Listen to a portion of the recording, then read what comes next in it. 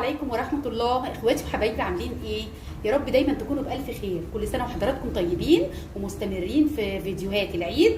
احنا نظفنا المنبر بأربع طرق مختلفة والأربعة أحلى من بعض، وشكرا جدا ليكم، وأتمنى يا رب ان انتوا تجربوهم ويعجبوكم. النهارده بقى هنعرف كل حاجه عن المنبار من بعد ما نضفناه واحده واحده بالراحه خالص.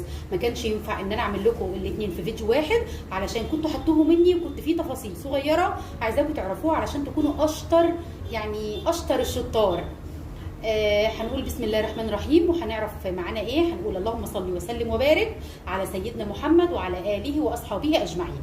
بسم الله الرحمن الرحيم. معايا منبار متنضف بعد ما نضفناه الطرق كلها اللي احنا عرفناها. بعد كده هنقلبه نخلي الدهن بره، والمنبار اللي احنا الطرف اللي احنا نضفناه جوه.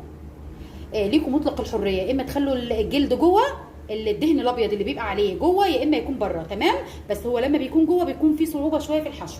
انا بصراحه بحبه بره علشان بيخلي الشوربه حلوه، يعني ايه، بيبقى الدسم بتاعه قليل شويه. ومعايا طبعا بصل للتسبيكه، ومعايا هنا طماطم ورز. لكل كيلو منبار كيلو من الطماطم وكيلو من الرز، وربطه كزبره وربطه شبت وربطه بقدونس. تمام يا حبايبي، انا هنا معايا كيلو ونص منبار تقريبا او كيلو وربع، ومعايا هنا كيلو ونص من الطماطم وكيلو ونص من الرز المصري. انا طبعا ما غسلتوش زي ما انتم متعودين، لازم احط التسبيكه الاول على النار وتتسبك خالص، وبعد ما تتسبك اسيبها في الهواء شويه تبرد. عقبال ما تبرد اكون انا غسلت الخضار وغسلت الرز.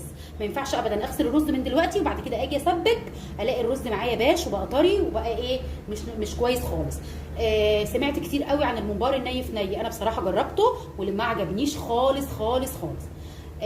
عايزه تعمليه ني في ني براحتك خالص، حطي كل حاجه على بعض، المقادير كلها على بعض واشتغلي. لكن انا بصراحه طريقتي، اتمنى ان اللي يشوف الفيديو يجرب طريقتي زي ما هي. تمام. معانا هنا ايه؟ معانا خضار الممبار، ربطه شبت، ربطه بقدونس، ربطه كزبره، نص ربطه نعناع.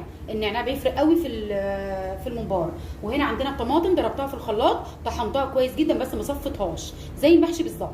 وطحنت معاها قرن شطه اخضر وقرن شطه احمر. يعني ايه، اللي يعجبك منه حطيه واللي يعجبك استبعديه. عايزه اخضر بس ماشي، عايزه احمر بس ماشي، مش عايزه الاثنين بلاش، عايزه بارد حطي. تمام يا حبايبي، انا كده قلت كل التفاصيل. والممبار معانا متنضف وزي القشطه اهو، زي ما انتم شايفين زي الفل بالطرق اللي انا قلت لكم عليها.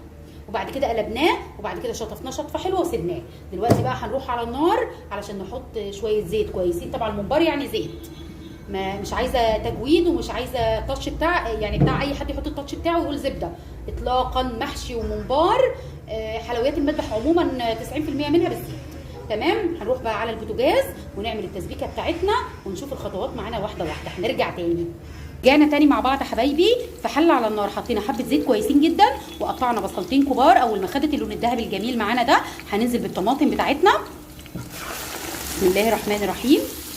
حطينا الطماطم كلها، وهننزل دلوقتي بالتوابل. توابل الممبار معانا هي ايه؟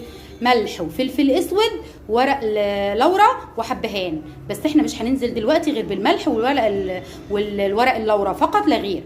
دلوقتي هنحط عايزه تحطي شطه بودره حطي، لكن انا عشان طحنه مع الطماطم قرنين شطه، واحد اخضر وواحد احمر، فمش هحط شطه بودره. هحط دلوقتي معلقه